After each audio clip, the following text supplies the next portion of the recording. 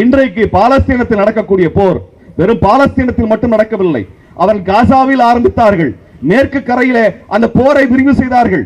அதற்கு பிறகு லெபனான் மீது தாக்குதல் நடத்தினார்கள், சிரியாவிலே தாக்குதல் நடத்துகிறார்கள், ஈராக்கின் மீது தாக்குதல் நடத்துகிறார்கள், ஏமன் மீது தாக்குதல் நடத்துகிறார்கள்.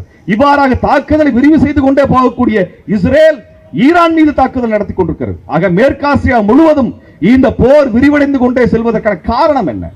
என்ன காரணம்? ஹமாஸ் ஒரு தாக்குதலை நடத்தியது என்கின்ற ஒற்றை காரணத்தை வைத்துக் கொண்டு தாக்குதல் நடத்துகிறார்கள். அன்பானவர்களே, இது ஹமாஸுக்கு எதிரான தாக்குதல் அல்ல, ஒட்டுமொத்த மேற்காசிய பிராந்தியத்தில் அமெரிக்காவினுடைய தளத்தை உருவாக்க வேண்டும் என்பதற்காக நடத்தப்படுகின்ற தாக்குதல். இந்த போர் மேலும் விரிவடையும்.